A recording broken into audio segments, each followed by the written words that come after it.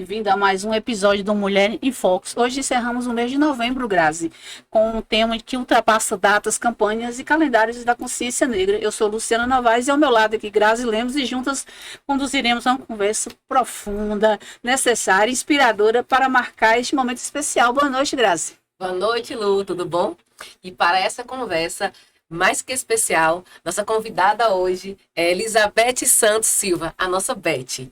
Beth, ela é doutora em Ciências da Educação, mestre em Gerência e Administração de Políticas Culturais e Educacionais, com licenciatura em Pedagogia e História, pós-graduada em Educação Especial e Inclusiva, Gestão Escolar, Coordenação Pedagógica e Teologia Básica, formação em Magistério. Atualmente está coordenadora da rede municipal na modalidade EJA e Diversidade. É ativista, negra, participa do grupo Quilombo Territorial do Sudoeste e membro do Conselho Municipal de Igualdade Racial de Vitória da Conquista. Que currículo! Seja bem-vinda, Beth. Olá, boa noite. Boa noite, Graça. Boa noite, Lu. Boa noite a todos. Eu sinto prazer, um prazer muito grande estar aqui com vocês. Pronto. Então vamos começar assim, Beth. Nos conte sua história. De onde você veio, como é que tudo começou na sua vida? A minha história é uma história de resistência, né? Eu sou moradora da comunidade das Pedrinhas, moro nas Pedrinhas até hoje. Venho de uma família muito pobre. A minha família é remanescente das Pedrinhas, né? Foi uma das primeiras, os primeiros moradores da comunidade. As minhas avós fizeram parte desse processo de construção das Pedrinhas. Então, a família muito humilde, muito pobre, e nem todos tinham acesso à educação. E a educação surgiu na minha vida por meio do meu pai, né? Por meio do meu pai, que buscava muito essa questão de afirmação dos filhos, algo que ele não teve. Então, com isso, ele nos deu acesso à educação e eu comecei a sonhar, né? A sonhar, a mudar a minha realidade. E a educação foi um dos meios que me ajudou a mudar. Não foi fácil, porque eu sou de uma era em que as minhas colegas e as moradoras da comunidade, com 10 anos, iam ser empregada doméstica, iam trabalhar como babás. E eu tive o privilégio de ter um pai que idealizava algo melhor para a gente, e eu sou o fruto desse sonho do meu pai. Que maravilha. Beth, nós estamos já encerrando já um mês aí, a cidade teve muitos projetos sobre a consciência negra. Eu gostaria de saber assim, como você define a consciência negra para além da data comemorativa durante esse ano Quando todo? nós falamos da questão de consciência negra, muitas vezes nós pecamos, principalmente enquanto educadores, por conta de fazer projetos, geralmente só naquele mês de novembro, né? A importância da consciência, não vou dizer nem um dia, mas a consciência negra, né? É essa questão de você estar trabalhando no seu dia a dia, essa afirmação e essa pertença do aluno, da comunidade, do povo brasileiro, porque nós somos um povo que daqui surgimos a partir dessa mestiçagem, a partir dessa mistura. E trabalhar essa questão da consciência negra, é você trabalhar, olhar a valorização, pensar na importância e na relevância que o povo, tanto negro quanto indígena, teve na composição do povo brasileiro, né? Então, é reafirmar a pertença. Consciência negra é isso, é você se pertencer, reafirmar quem você é, de onde você veio, trabalhar a sua identidade. Você entende que essa sua postura, ela é um exemplo para várias mulheres que vêm também desse mesmo bairro, do bairro Pedrinhas e de Vitória da Conquista. E você enxerga isso, que a sua identidade como mulher negra também é um ato político e um ato de vitória na sua comunidade? Com certeza. Primeiro, eu acredito que a questão do ato político é um ato de transformação, de você sair, talvez, daquele lugar cômodo que você está, para transcender, para você ir além, para você buscar melhorias. E esse ato político meu mesmo, de não aceitar aquela situação de miséria, de não aceitar aquela situação de pobreza, de não aceitar aquilo que aparentemente foi definido para mim, é uma luta política, sim. É uma luta de você falar assim, eu posso, eu tenho capacidade, eu tenho total condição de ir além, de fazer muito mais daquilo que talvez foi projetado politicamente, socialmente e até questão racialmente para mim. Então, sim, é um ato político, sim. E eu fico muito feliz que na minha comunidade, no local onde eu moro, eu sou uma referência. Tanto que quando eu fui a primeira pessoa remanescente das Pedrinhas a se formar, eu me lembro que quando eu me formei como professora, quando eu saía na minha comunidade, o meu pai se orgulhava quando as pessoas falavam assim, ó, ali é uma professora. Aquela ali é professora. Então era algo grandioso. Eu fui uma das primeiras a me formar, sendo professora nas Pedrinhas. E o orgulho que deve Com ser, né? certeza. Você ser a primeira, a única, primeira, assim. primeira. Ó, por que a discussão sobre a identidade racial ainda causa tanta resistência? É por Porque é essa, nacional nessa resistência. eu acredito que é essa visão tão pejorativa que construíram a nosso respeito. A gente precisa ter essa consciência que nós nunca fomos escravos, nós somos escravizados. Então, essa visão colonial que foi criada, que foi construída, que nós, enquanto negros, deveríamos ser sempre subalternos, deveríamos ser sempre é, é, inferiorizados, aquela visão que o negro deveria ser, não deveria ser intelectual, ele foi algo tão bem criado, tão bem construído, que até muitas vezes, até nós mesmos negros, achávamos que a gente não tinha capacidade de ir além. Não somos para isso. Não somos para isso. Eu falo isso por mim. Por muito tempo, eu achava que em determinados ambientes em que eu estava, eu não deveria estar ali. Eu achava que era um favor as pessoas estar fazendo algo para mim. E hoje eu sei que não, é um direito, eu tenho um direito tanto quanto. Então, essa questão é algo muito enraizado, essa visão muito negativa que tem a respeito do negro, né, foi muito bem reproduzida. Eu falo que é uma reprodução, porque foram ideias que surgiram e as ideias se tornaram verdades. E são verdades, foram verdades que até nós, muitas vezes, achamos que era verdade. Essa visão que o negro ele não pode ir além, que o negro ele não pode ir buscar, né, a melhoria de sua vida, que ele não tem capacidade de determinadas ações. Você falou que nessa parte da educação, né, seu pai foi uma influência para você nesse sentido. Seu pai, ele estudou também ou não? E como que essa influência educacional de militância, né, como negra, mudou a sua vida? Graça, interessante que meu pai ele não tinha escolaridade. A educação na minha vida surgiu por revolta do meu pai. Por que revolta? O meu pai, ele sempre trabalhava em construção e ele era armador. Eu não sei se vocês sabem o que é armador. Armador é quem, naquela época, não sei o nome, que trabalha com aquela construção de ferro para fazer as construções, né? E o meu pai, ele era muito bom, excelente. Tanto que na época, quando a gente estava começando a conhecer, a ter acesso, né, decifrar os códigos, então ele pedia para a gente ler a planta, aí a gente ficava lendo a planta e ele ficava ali fazendo os cálculos. Ele era muito bom da lógica matemática. Mesmo sem estudar. Mesmo sem estudar. E aí a gente lia, e olha, tal, varanda, é sala, e aí ele fazia lá os cálculos sem escrever, e ele era muito bom. E uma coisa que ele ficava chateado é que eles tinham um conhecimento prático bem maior do que alguns engenheiros. E aí, às vezes, os engenheiros procuravam ele para ter uma ideia de como fazer aquilo que não estava dando certo, e ele tinha ideias certas, né? E aí, certa feita, eu me lembro que ele chegou e falou assim, olha, se eu tivesse estudado, talvez os engenheiros ou o pessoal até me valorizar, mas aí usa-me o que eu sei e fala o dono da construção, pensa que foi o engenheiro que falou, mas quem falou foi eu. Então, na verdade, a educação na nossa vida surgiu por um protesto dos meus pais. E eu não quero que vocês sejam assim. Processo maravilhoso. Vocês vão ter que estudar. Então, eles não ensinavam nada a nós. A gente era obrigado a fazer de qualquer jeito e com isso nós aprendemos. Eu quero saber o seguinte, nós temos muitos jovens e crianças, de que forma a consciência negra impacta na autoestima delas, das crianças e jovens hoje? Olha, essa questão da consciência negra, ele tem uma visão, nós podemos falar que é uma visão de trabalhar essa questão da consciência, do pertencimento, mas tem outras pessoas também que acham que é algo que não deveria ser trabalhado. Na verdade, esse impacto da consciência negra, ele é muito importante, tem que ser muito importante, porque, na verdade, tem que ser uma mobilização geral, no sentido de trazer uma consciência para a juventude. né? Uma consciência, uma valorização para a juventude. Trabalhar a consciência negra não é só trabalhar movimento. Eu sou contra essa questão de só trabalhar movimento. Não é movimento, é consciência. A conscientização, ele vem na nossa vida, não é algo rápido, é algo lento.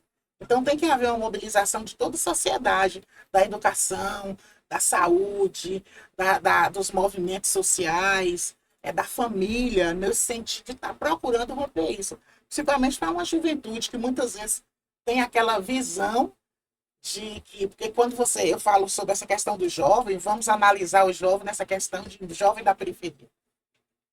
O jovem da periferia, ele não é visto como talvez o jovem que vive numa outra realidade. Quando você mora numa comunidade como a minha, se a polícia subir, por exemplo, e ver um monte de jovens sentados, vai pensar que são bandidos, são marginais. Então, muitas vezes, o próprio jovem, ele internaliza isso, sabe? Ou seja, eu não vou dar, não tem jeito, eu devo ficar do jeito que está, as pessoas não me veem de uma forma positiva, então eu vou ficar desse jeito. Então, é uma questão muito dele de mostrar isso, do poder que o jovem tem, do poder que o povo negro tem, e de como esse fazer, né, essa consciência que ele começa a ter a partir dele mesmo, da relevância dele, que tem que começar de dentro para fora, ele mudar mesmo a sua realidade. Então, não é fácil. Pegando esse gancho aí do jovem, então, você, mulher, preta, vindo de uma comunidade, Pejorativamente, né? chegando a ser doutora, qual foi o preconceito mais difícil de vencer? O fato de você ser mulher, querer estudar, o fato de você ser negra, querer falar, é meu espaço, ou o fato de você ter vindo da comunidade, ou tudo junto? Como é que você enxerga isso? Graça, eu acredito que tudo junto, mas principalmente por ser negra. Porque quando você chega em qualquer ambiente, sua cor chega primeiro. Ela sempre fala isso, a cor chega sempre primeiro. E por muito tempo, infelizmente, muitas vezes quando você chega em determinados ambientes, se eu estiver com outras pessoas e você falar assim, ó, quem ali deve ser doutora em educação, ninguém vai apontar para mim. Eu, enquanto gestora de escola, que você sabe que eu fui, geralmente quando as pessoas chegavam para falar com a diretora, dificilmente alguém ia até mim. Quando, às vezes, tivesse uma mesa com bastante pessoas, falar, ó, a diretora está lá naquela sala, ninguém ia até mim. Então, a visão que as pessoas têm, infelizmente, não deveria ser, no século XXI, é uma visão ainda muito negativada do ser negro. Então, no meu caso, eu vejo assim, a questão da raça, a questão da cor da pele, ele ainda tem um peso relevante nesse preconceito, no racismo que as pessoas têm. Eu tenho curiosidade. Como o racismo impacta a saúde mental, da população negra? Olha, nós lemos um artigo recentemente que falava sobre isso, né? Esse impacto que existe. Por que esse impacta, assim, de uma forma muito, muito grande, né? É uma forma, assim, desumana na questão do negro, exatamente por essa questão. Porque a gente tem uma visão, criaram-se em nós, não foi que existe, mas criaram-se em nós essa visão tão da impossibilidade, essa visão de você não ter acesso, essa visão de você não conquistar, de você não ser tratado como igual, de você não ser respeitado, não ter essa equidade do respeito com o negro, que muitas vezes tem pessoas que começam até se afastar, porque eu vejo assim, quando você está diante de uma luta, de uma guerra, tem dois meios, ou você parte para cima ou você recua. Infelizmente, por muito tempo, nós negros, falo isso enquanto a mim mesma, você muitas vezes recua. Você recua e muitas vezes esse recuar seu vai trazer um impacto muito grande na sua questão emocional, psicológica. Por quê? Porque você não se reafirma, você não luta, você não muda, você vai viver sempre naquela bolinha ali, ó, e você não tenta. Então, com certeza, essa questão do racismo, ela traz um impacto muito grande, principalmente quando a gente trabalha em escola, quando você vê crianças, recentemente eu fiz uma palestra numa escola que eu fiquei assim, chocada com a questão dos meninos, quando falava assim, ó tia, olha aqueles meninos ali, chamam o menino de macaco, chamam o menino tinha um menino de urubu e um menininho assim, quietinho.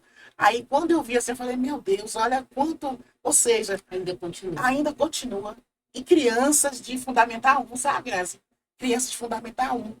E a menina chegou até mim, ó, tia Beth, ela falou isso e isso de mim, você fica chocada. Então, isso traz um impacto. Então, quando eu analisei aquele menino, aquela criança, você vê que ele estava recuado, quieto. Eu até conversei com a escola, eu falei que a escola está precisando fazer um trabalho de intervenção. Aquele menino está precisando de ajuda emocional. Aquela criança precisa de uma ajuda Mas a psicológica. educação, no caso, é que as pessoas falam educação, entende que é só escola. Mas que a educação vem de casa Vem de também. casa, vem de casa. Dos familiares de pequeno, você Sim, educar sim, seu sim. filho, você falar, você mostrar o caminho certo. Porque a escola, as pessoas pegam a responsabilidade, Grazi, e falam assim, não, é da escola ter essa responsabilidade, Exatamente. mas responsabilidade da família, das pessoas que convivem, não tem aquela forma de dizer assim, de perceber que ali está tendo um racismo, que ali está tendo uma dificuldade de poder trabalhar com essa Eu criança. vejo assim, sabe, uma das coisas, talvez uma das grandes dificuldades nossas na questão da educação é porque as pessoas ainda vê a educação como aquela que vai resolver todos os problemas, né? Verdade. E às vezes você não se atenta que é um coletivo, é um todo, e é algo que deve estar bem alinhado. E hoje, muitas vezes, os pais, quando vão à escola, eles não vão, muitas vezes, tentar ajudar, tentar contribuir, tentar saber. Sempre é de uma forma que quer trazer problemas, né? Então, quando eu vi aquilo ali, foi uma das coisas interessantes que, conversando com o pessoal da escola, eles me disseram o seguinte, que a maioria dos meninos dali vinham de escola particular, de outra realidade.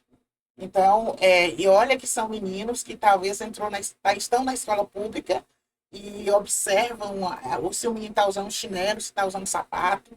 Então, ainda existe muito isso. Então, claro que isso tem a ver, né, realmente com essa base dessa criança, né? Essa base dessa veio de criança tem que casa, ser né? uma base que tem que ser modificada, né? Então, por isso tem que fazer esse trabalho muito alinhado, educação, escola e família, né? Que é excelente, é básico. Ô, Beth, falando nessa parte da escola, o racismo estrutural, ele é aparente de várias formas na educação, na cultura e na política também, né? Como você identifica isso? Você, como doutora de educação nesse dia a dia? O racismo estrutural é como se diz, ele é tão arraigado, que muitas vezes nós vivemos uma falsa hipocrisia que não somos racistas. Né? Eu acredito que, às vezes, nós falamos assim, não, mas eu não sou racista. Nós já criamos o nosso imaginário, nós já temos o nosso imaginário. Principalmente pessoas, né, brancas, já têm no seu imaginário uma visão bem negativa a respeito do negro.